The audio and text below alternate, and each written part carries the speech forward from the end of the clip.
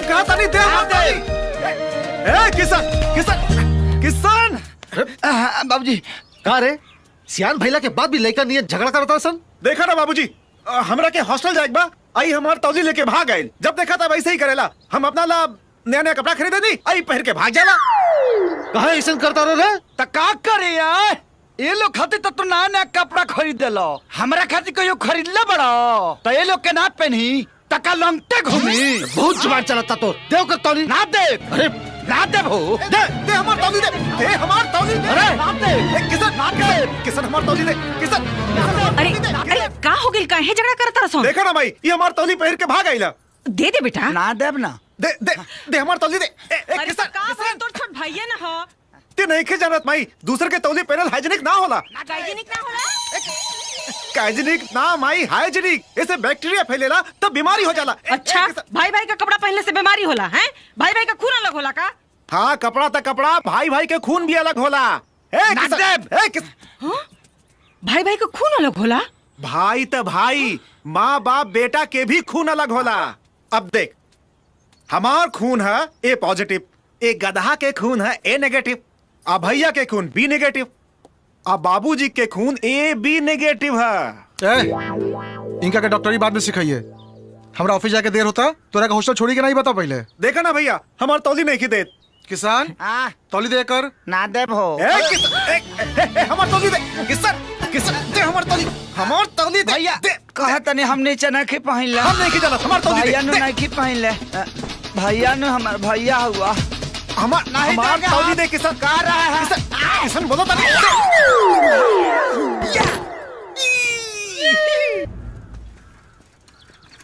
कहाँ जाता रे कॉलेज जाता नहीं का कॉलेज जाता नहीं। जब देखा पान दुकान वाला क्या खड़ा रहला है। अरे पढ़ाई लिखाई छोड़ और हमरा संगे खेत में काम कर। बहुत काम बा खेत में। हाँ वो खेत में काम तू तो बहुत बड़ा लाट साहब बनबे ना रे। हर साल फेल होला। चल चुपचाप खेत में।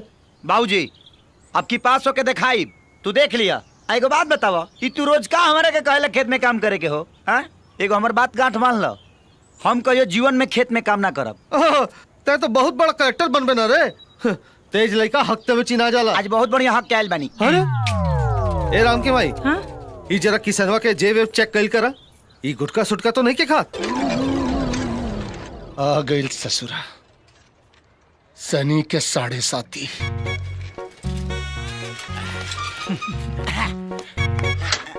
का हो ए बनवरी आ चंदवा कॉलेज चल गइल का। हमरा से का पूछे तारे रे हम ओकर चौकीदार बानी का। अरे तो तोरा दुकान के एगो कर मकान बा अते ओकरा के रोज आवत जात देखेली ए सब पूछ दे तो भड़कत का बड़े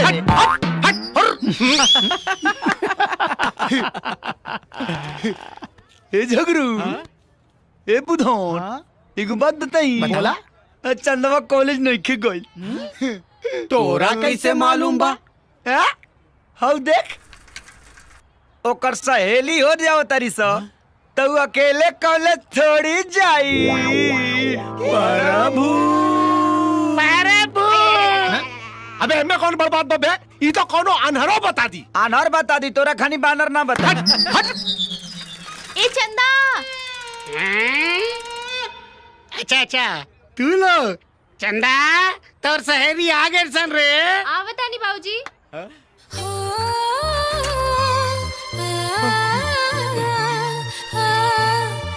हेलो चंदा काल बा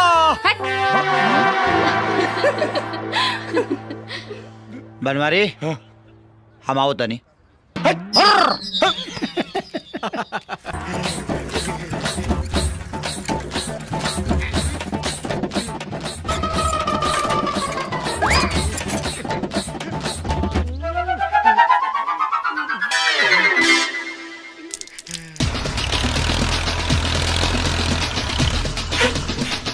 अरे जोखना ई साइकिल कौना के हरे। अरे जोखना ई साइकिल हमार है रे। ए जोखना जौना के भी हो जल्दी हटावे के बोल। अरे जोखना जब तक हमारा पूरा पेशाब ना हो जाए ई साइकिल ना हटी रे। अरे जोखना कितना देर लगी रे। इतना देर में तो 10 काटा खेत बांट गए रहे। अरे जल्दी हटावे के बोल ना तो ठोक दे। अरे जोखना ई रोडवा कोनो के बाप के ना जब हमार मर्जी करी तब हटाई रे। ई बात बा। हैं अच्छा तो देख हम का करता नहीं देख।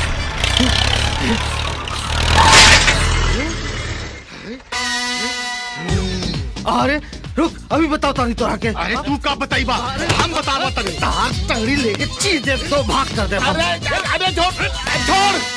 अरे यार तू लोग जब भी मिलेला लड़े लगेला। अरे कबहू तो प्यार से रहा। अरे ये पंचर वाला संगे कौन प्यार से रही? अरे ते जोखना चुप रहा, अभी एकरा के छट्टी के दूधिया दिला अरे दे। एक को भी भंटा बोए वाला हमरा जैसे बिजनेसमैन आदमी से लड़ाई करे के तो आर औकात नहीं खे रे। बारे एगो पंचर के दुकान खोल के अपन आप के टाटा बिला बुझता रे। अरे का बात तोरा लगे एगो बेटी ऊ तोरा के एक दिन छोड़ के चल जाए। अरे हमरा के देख, हमरा के अरे 3-3 लड़का के बाप बनी, 3-3 लड़का के का हट आइल बड़े।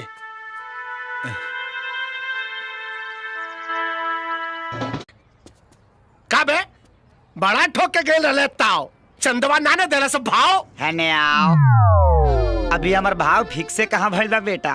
लागत ता गीता तो ना पड़ेला ही। और मैं स्पष्ट लिखल बा, कर्म करते रहो बेटा, फल की चिंता ना ही करो। हमार काम बा कईल कर्म और फल देहल तो ऊपर वाला के हाथ में बा। बुझली रे भगचोनहार। प्रभु ए झगरू हेने आओ ना रे। का भइल? तनी हमर साइकिलिया टेढ़ा करना। हो गए। ओके चंदा, ए चंदा। अरे कहाँ गुजर जाता रे? हमरा साइकिल का हैंडल टेढ़ा हो गइल बा, सीधा कदा। चल सीट के धर। तैं को भी भंटा बोए वाला गोविंद प्रसाद के बेटा हुए ना रे? हाँ ता समझा दे अपने बात के। अरे वो का को भी भंटा बोए वाला एगो मामूली किसान और हम एगो बिजनेसमैन। वो बार-बार हमसे टक्कर लेता रे।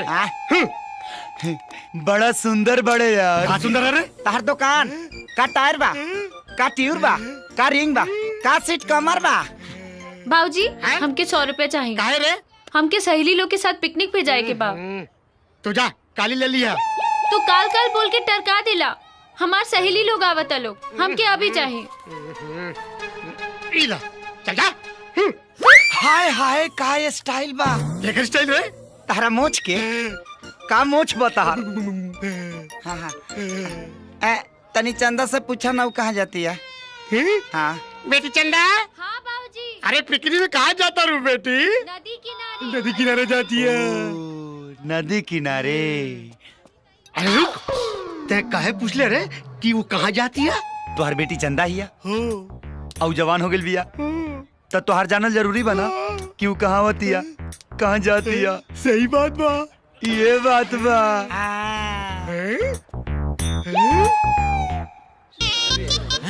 हो दे आगे लिसन रे। चलो चल के देखल जाओ, चलो। एक किसान सब गुस्सा में नहीं आवत रिसन। चल भागे के रे भाई। अरे रुका सा लड़की के खींच टाइम फीस साइड डाउन। ए हाँ? तू लोग यहाँ का करे ताड़ा? मछली फंसावत तानी लेकिन एको गो ना फंसली सा। भगवान जाने कभी फंसी। देखा फालतू बात मत करो। हमनी के एहिजा पहले से पिकनिक के प्रोग्राम रहल। तू लोग भागा यहाँ से, भागो, हटो। हटा हमनी के हटी सा। हाँ तारा लोग के बैठे के बाद जा कहने कचरा पार्टी में बैठा लो। बुझाइल बोलत तो ऐसे बड़ी जैसे कि जगह इनका बाप के है। ए हमरा बाप के नाम मतलब।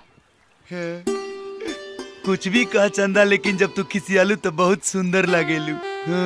लगम ना, भगवान हमके फुर्सत से बनवले बाड़े। ओए होए होए होए होए होए। तारा के फुर्सत से बनवले बाड़े। हम का इंटरनेट से डाउनलोड हो गइल बानी का। डाउनलोड हो के आइल बानी का। चुप रहो, तारा से तो मुंह लागल बेकार बा। गले लग जा। ए माई माई रे, ए माई माई माई बोला। 50 किलो लुआ, 50 किलो प्याज और 50 किलो दाल लिया देनी। हाँ। और भतवानी खाते मिस्त्री के भी बहना दे देनी। अच्छा ठीक है। अच्छा सुनो, एक कन्या के सगुन का सामान बा छूट गेल रहे, ले जाके पहुंचावा। अच्छा। और रास्ता में से 1 किलो निमन मिठाई भी खरीद लिया। बुझाइल? और जल्दी आई, बहुत काम बा। या काम बन गई। कैसे? यही बहाने भौजियों के देख ले जाई। प्रभु चला सा सामान उठाओ सब। ए भाई यही ड्रेस में जाइबा, तनी बढ़िया पहन के आवा। ए भौजी के देवर आप देख हमार तेवा। अरे तनी बढ़िया पहन के यह ससुराल वाले बहुत धनिक बाटे सन, कहीं नाक ना कट जा। का भाई अब तो हमें ही कपड़ा बजाई। काहे हम जाई का है? हम जाइब सामान उठाओ। रेडी। ओके चल चल। मालकिन मालकिन ये लोग पायल दीदी के ससुराल से आइल बा लोग। हाँ आओ बेटा आओ बैठो आओ प्रणाम माँ जी। खुश रहो बैठो बेटा तुम्हारा नाम क्या है? जी हम राम भैया के सबसे छोट भाई हैं। हमारा नाम किशन है, झागर है, बुधना है। अच्छा हम लोग साथ में पढ़ते हैं, परीक्षा भी देते हैं और हर साल फर्स्ट आते हैं माँ पीछे जी। से और इस साल भी घिंच घाच के फर्स्ट लाइए देंगे माँ जी। पढ़ाई का बहुत लोड है, दिमाग में दर्द हो गया है, ललटेन जड़ा के पढ़ते भी हैं माँ जी। टाइम बिल्कुल नहीं है माँ जी। लेकिन माई बोली ना ऐसा गुन का सामान छूट गया था तिलकवा के दिन, तो इसको पहुँचाओ। तो हम सोचे कि चलो भाई टाइम निकाल के चलते हैं और हम आए हैं लेकर, और इसी बहाने भौजी को थोड़ा देखियो लेंगे ना। ठीक है गोवर्धन जी ये मालकिन। शगुन का सामान है, इसे अंदर ले जाकर रख दो संभाल के। ठीक बा। अरे ये कचरा लेके कहाँ जा रहे हो? रखो यहाँ पे। दिखाओ क्या है इसमें। बहू ये शगुन का सामान है, इसे अंदर ले जाकर देखो। इसमें देखना क्या है माँ जी? सड़ा हुआ मेकअप का सामान ही तो है, कोई खजाना थोड़ी ना है। चल रहा है नाश्ता तो करके जाओ बेटा। माँ जी। अब राउंड नाश्ता वही दिन करब जहिया बारात लेके आई। ऐसे कैसे जा रहे हो? अपनी भाभी से तो मिल लो। अब भाभियो सोह दिने मिलब जहिया बारात लेके आई, और ऐसे भी उकरा मुंह में कोनो खजाना नहीं खेला।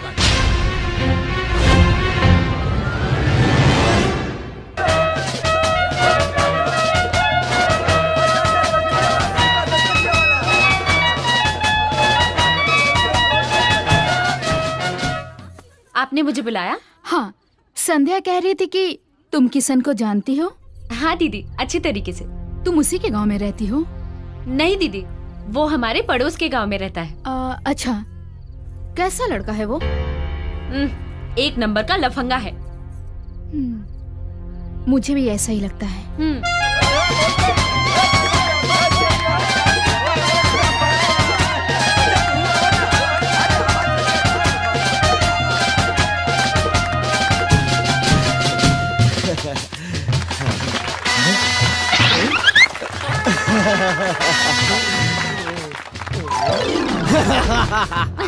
कहो चंद आज बड़ा खुश नजर आओ तरू, का बात बा? लागत कि आज तोहरे बिया होता। खुश ना रही तका उदास रही। यहाँ एगो तू ही हमके देखे वाला थोड़े बाड़ा, बहुत लोग बा देखे वाला। एगो चेहरा के कितना लोग के देखो, घूम फिर के हमरे लगे आइबू। ए, हमरा लगे मोहब्बत के गम नहीं खे, आ तू हमके संभारा इतहरा में दम नहीं खे। ए तोहरा के का अगर चाह दी ना तो तोहरा साथे साथे सब जनी के रस निकाल दे। हट, तहरा से तो मुँहे लगावल बेकार बा। मुहे ना लगेबू तो मोहब्बत के लेमचूस कैसे प्रभु बैठा। ए भाई लोग, अब तई परसिया हमनी के बैठ के खाई जाई। पतल ठीक बानू रे? आ खाना ठीक बानू रे? आ खियावेली ठीक बाड़ी नु? हाँ भैया। काहो भौजिया बनानू लड़ाबू? प्रभु ई खाना खियावतिया कि ईटा से कपार फोड़तिया रे?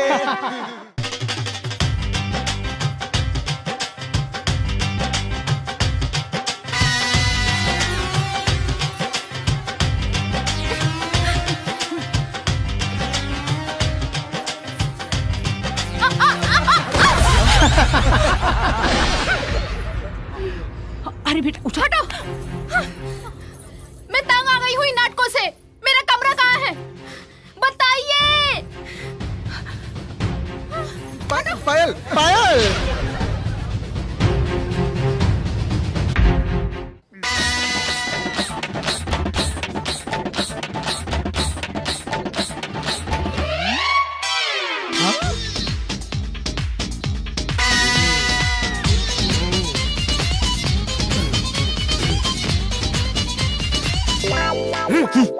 का रे जोखना, घर में सब ठीक बानू? ठीक बा। है सुननी हाँ, नया पतो आइल बाड़ी, घर में सब ठीक बानू? क्या बात करता रहो, काहे ना ठीक रही?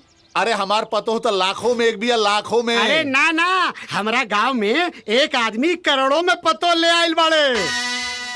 मर्सिडीज में सर दे आई और स्कूटर में फर दे चल गई। का रे ये केकरा के सुनाता रे? अरे सुनाबे के का बार झंटा, समझदार खातिर इशारा काफी होला। कार जोगना हम ठीक कहता नहीं ना। अरे चुप रहो बोकरा। अब देख लड़कन के कमाई खातिर बाहर जाके पड़ी कि ना, अब एकर मतलब ही तना होला कि लड़का अपना माई बाप के भुला जाइए सन है? अब घटिया आदमी के घटिया सोच का रे जोखना। अरे जादा भोई भोई करे आइल बड़ा तो भोई भोई करा। अरे हमार माथा काहे खराब कइले बड़ा? अरे हम तरह के बात मत देख रे। अरे तू हमारा का देख मेरे हम इधर इधर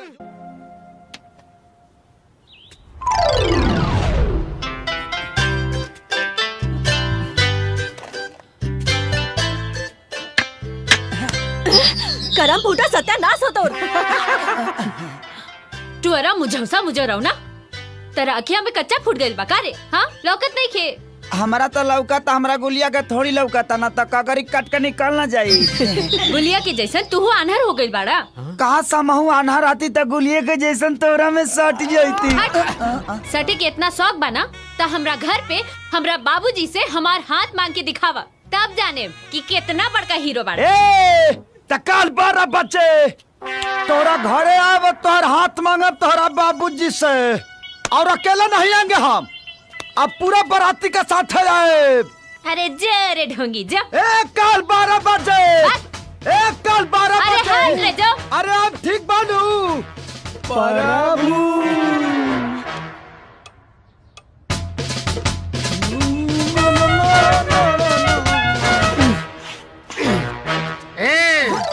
काहे आल बड़े रे? मांगे आयल बनी। क्या मांगे आल बड़े? पहले ही बताओ जो मांगे तो दे देबो। अरे पहले तू ये बताओ कि का मांगे आल बड़े रे? अगर बता देब ना तो तोरा बुखार लग जाई, तर फड़ा के हिच गिर जाइबो। बतावे के बात बता ना, तो भाग यहाँ से।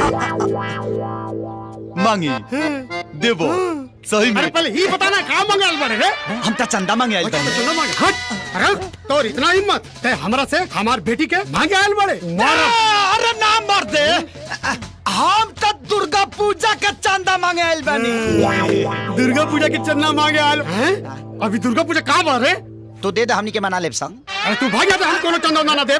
हम तो चंदा लेके रहब, हम लेके रहब, हम लेके रहब, हम लेके रहब, हम लेके रहब। भाग गइल। तय का देखता रहे, चल भीतरी।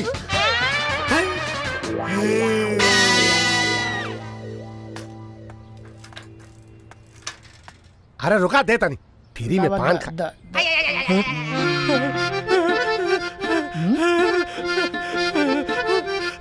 प्रभु प्रभु।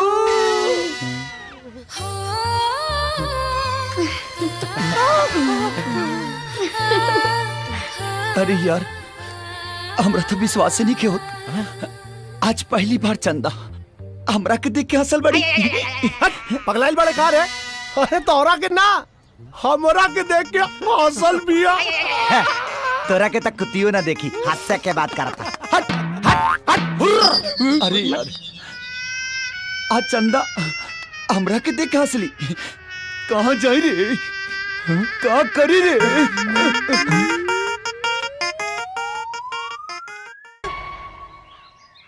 अरे सुनो तारू हो काजी अरे किसनवा अपना रिजल्ट के बारे में कुछ बतावलस का? ना हमरा के तो कुछ नहीं के बतौले, हो सकला ओकर रिजल्ट ना निकल होखे। वाह ओकर साथ दोस्त मिठाई बांटता रसन। कहाँ बा किसनवा? का रे तोहार रिजल्ट निकल गइल? हाँ निकाल गई। का भइल? का होई फेरू फेल हो गई नी। अब देखे तारू फेल हो गइल और फोफिया खाता। तो का कर यहाँ फेल हो गई तो खैला बिना मरी का? पूछला तो बता देनी। हाँ को बड़े हमार लठिया।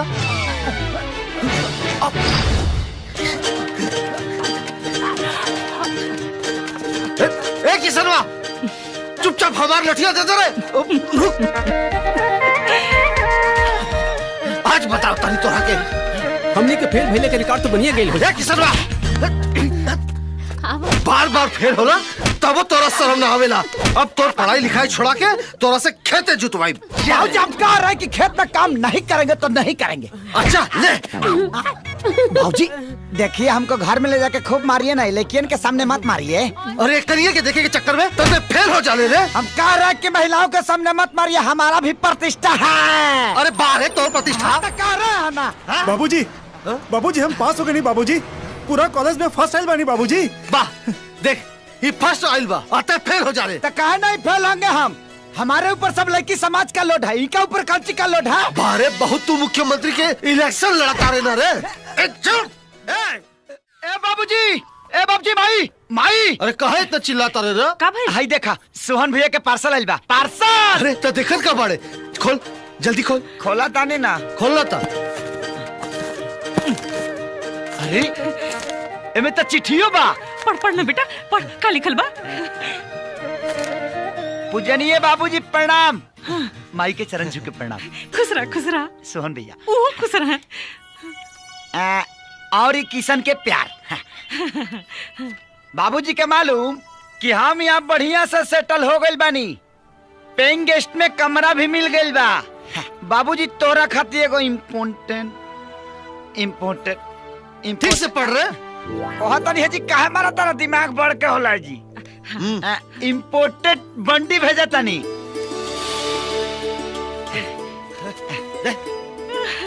अरे आगे पढ़ना।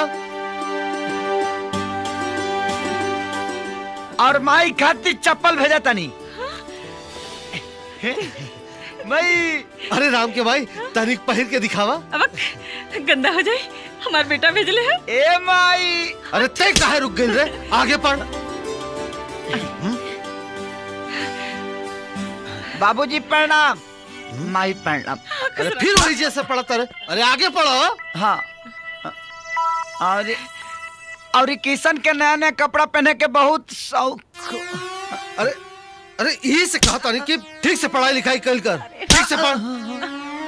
शौक है ना, शौक बा, यही से ओकरा खातिर नया शर्ट और टोपी भेजा तानी।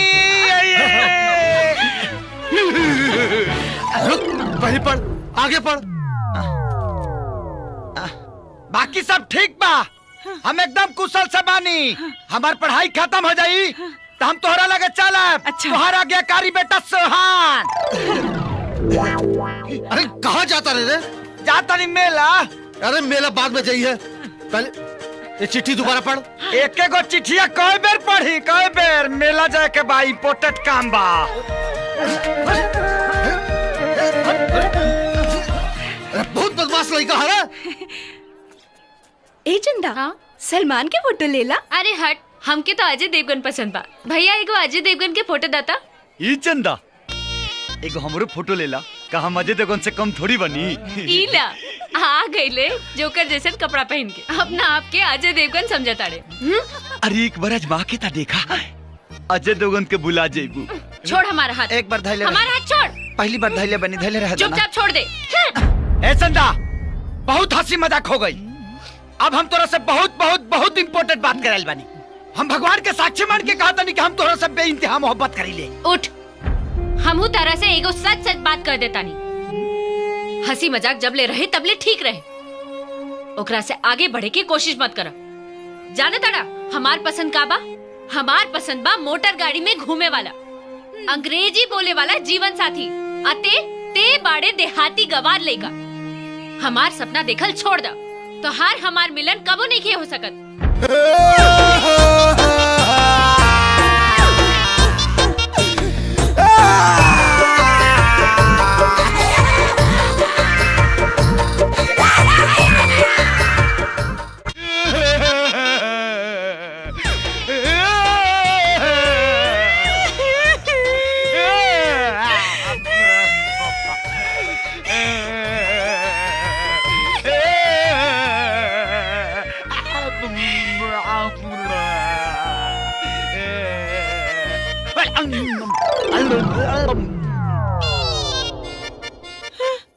बहुरा गल बका रे। का हो बनवारी भाई, आज तो कमाल हो गई यार। चंदा के सहेली आ गल बाड़ी सन, बाकिर किशन के अता पता नहीं के। तोनी के पता ना का? और काल मेला में चंदा जवन बेइज्जती कैला किसनवा के। अरे ओकरे बाद कहीं पड़ल हुई गम में रम लड़ावत।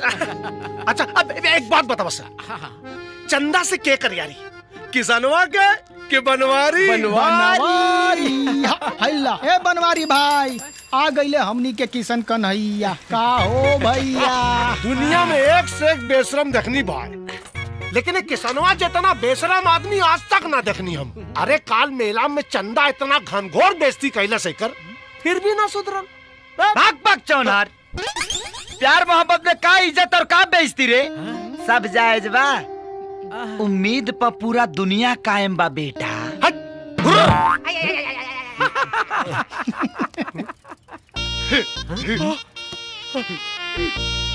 हाँ चंदा, हाउ डू कैसन बाड़ू यू? College going? फाइन बाड़ू नु? प्रभु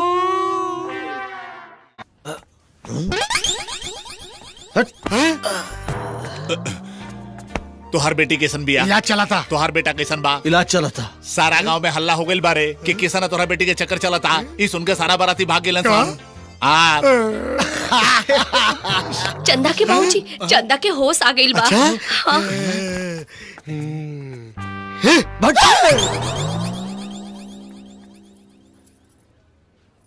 किशन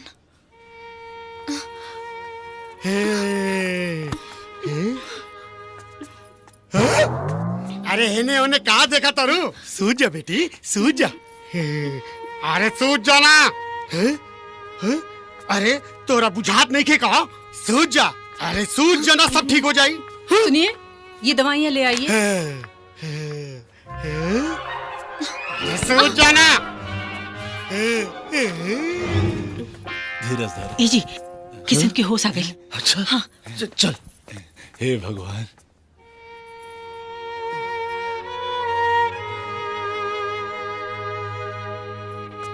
अरे अरे बेटा, ज्यादा उछल कूद मत कर बेटा, सूझ जा। आराम कर बेटा, सूझ जा। अरे सुधत काहे नहीं खेरे? अरे रुआ काहे डांटता नहीं हमरा लड़का के? अरे डांटी ना तो का करी? देखत नहीं खू, एक तो चोट लागल बा और ऊपर से लड़की देखा था। पेट में लगल बा, आँख में थोड़ी लगल बा। अरे आँख बंद कर, दोनों आँख बंद कर। आँख खोल बेटा, दोनों आँख खोल। का करता नहीं रुआ? इतना सुंदर लड़की बिया, जात बिरादरी का बिया, देखी ना तो का करी? अरे तय का सुने तारे रे? तो का करी हमरा लग बात होता तो? सुत। अरे तू भी सुता। अरे सुता।